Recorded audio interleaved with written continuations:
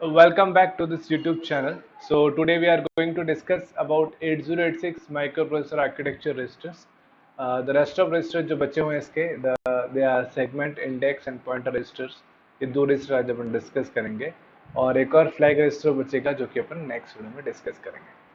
So as we seen in our previous video that the architecture of 8086 microprocessor is divided into the two part or two part में होता है. The first thing is execution unit and the second one is a bus interface unit. So ये basically ये two parts के अंदर है. We can easily see in this picture.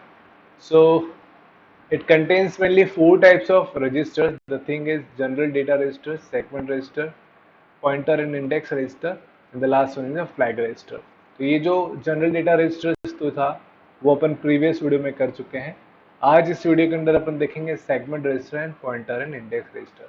ये register का ही एक यू कैन से डायग्राम. इसके अंदर ये वाले जो रजिस्टर्स हैं C S, S S, D S और E S R simply segment registers and SP, BP, SI, DA and IP are the pointer and index registers. So आज अपन discuss करेंगे segment register के बारे में और पॉइंटर और index register के बारे में. इसके नेक्स्ट वीडियो में अपन डिस्कस करेंगे कि फ्लैग रजिस्टर्स क्या क्या होते हैं. So first thing is segment registers. What do you mean by segment register? So we can say there are four segment registers which are code segment registers which is CS. दूसरा है data segment register which is DS. तीसरा है extra segment register which is ES and the fourth one is stack segment register which is SS. जैसे कि इस diagram में भी दिख रहा है CS, SS, DS and ES. सो बहुत ही शॉर्ट में इसको अपन डिस्कस करें कि क्या क्या यूज आ रहे हैं, क्या क्या यूज होते हैं. So code segment register CS, it is used for addressing memory location in the code segment of the memory. जो मेमोरी का जो कोड सेगमेंट होता है उसके अंदर एड्रेस मेमोरी लोकेशन के लिए यूज होता है. where the executable program is stored, जहाँ पे executable program क्या होता है आपका stored होता है. Simply it is used for addressing the memory location in the code segment. तो code segment के अंदर जो memory location होता है उसको एड्रेस मेमोरी लोकेशन जो होता है उसको रेफर करने के लिए अपन यूज करते हैं इसके अंदर कोड सेगमेंट रजिस्टर के अंदर. और यहाँ जहाँ पे स्टोर क्या होता है वहाँ पे आपका स्टोर होता है एग्जीक्यूटेबल प्रोग्राम. उसके अंदर क्या होता है स्टोर होता है. जिस प्रोग्राम को अपन एग्जीक्यूट कर रहे होते हैं वो वहाँ पे जाकर आपका स्टोर होता है. तो simply address memory location in the code segment of the memory, उसके लिए अपन इसको सिंपली यूज करते हैं. Next is data segment register. So it is a points to the data segment of the memory where the data is stored. तो data segment simply क्या करता है, जो मेमोरी का डेटा सेगमेंट होता है उसको ये क्या करता है, पॉइंट करता है. तो सिंपली सेगमेंट क्या करता है, सेगमेंट ये वाला सेगमेंट रजिस्टर करता है data segment point two the data segment of a memory. Similarly, extra segment register, as it names extra, so it also refers to the segment in the memory which is another data segment in the memory. तो another data segment होता है उसको ये reference करने के लिए अपन इसको use करते हैं. Extra segment registers, sorry, it is not extra segment register, it is a stack segment register. It is a stack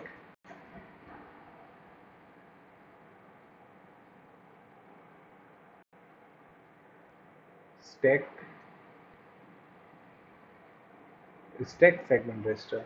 So it is used for addressing the stack segment of the memory. It is used for store the stack data. तो ये store stake के data को store करता है और जो memory का stake segment होता है उसको स्टोर करने के लिए अपन स्टेक सेगमेंट रजिस्टर का यूज करते हैं. सिंपली जैसे इनका नाम है वैसे इनका काम है. मेमोरी के कोड सेगमेंट को स्टोर कर रहा है तो कोड सेगमेंट, डेटा को स्टोर कर रहा है तो data segment, extra data segment के डेटा को स्टोर कर रहा है तो एक्स्ट्रा सेगमेंट, और स्टेक सेगमेंट को स्टोर करा तो स्टेक सेगमेंट रजिस्टर कहलाता है. तो ये आपको होता है सेगमेंट रजिस्टर. सेगमेंट क्या करता है, मेमोरी के सेगमेंट को मेमोरी के डिफरेंट सेगमेंट को स्टोर करने के लिए सेगमेंट रजिस्टर का अपन क्या करते हैं, यूज करते हैं. सिमिलरली पॉइंटर इंडेक्स रजिस्टर, जो पॉइंटर इंडेक्स रजिस्टर होता है जैसे SP, BP, SI, DI और PI, आप ये पॉइंटर रजिस्टर है, ये आपके क्या है, इंडेक्स रजिस्टर है। तो अपन देखेंगे ये 2-3 पॉइंटर रजिस्टर और बाकी 2 इंडेक्स रजिस्टर है। तो क्या यूज होता है वो अपन इसमें देखेंगे।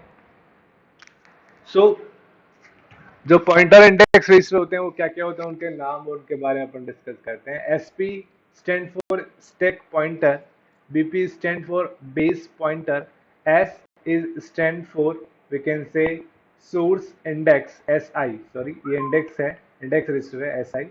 और D I stand for destination index, तो ये सोर्स का इंडेक्स है, ये आपका क्या है, डेस्टिनेशन का इंडेक्स है। और last IP is a instruction pointer. तो यहाँ पे 3 पॉइंटर रजिस्टर है, stack pointer, base pointer, instruction pointer, और 2 इंडेक्स हैं, सोर्स इंडेक्स रजिस्टर और डेस्टिनेशन इंडेक्स रजिस्टर।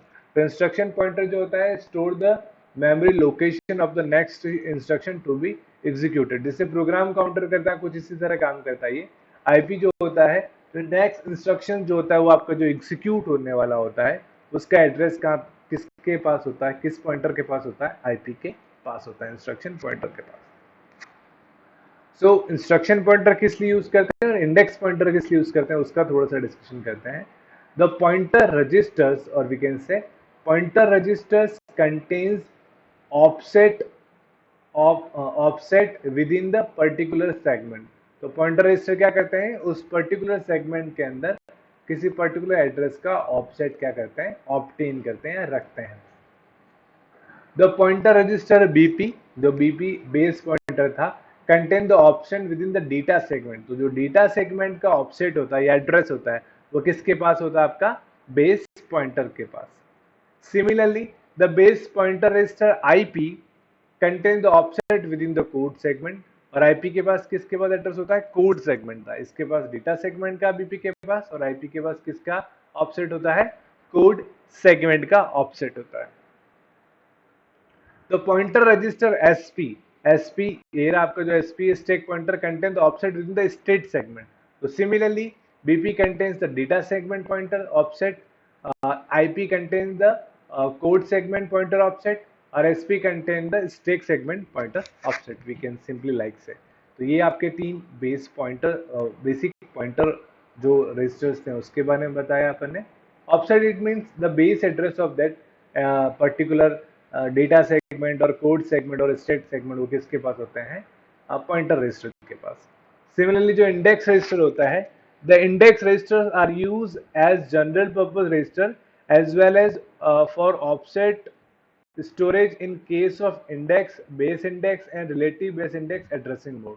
तो जब अपन एड्रेसिंग मोड यूज करते हैं, इंडेक्स, बेस इंडेक्स और एड्रेसिंग इंडेक्स मोड, तो ये ऑफसेट को स्टोर करने के लिए यूज करता है।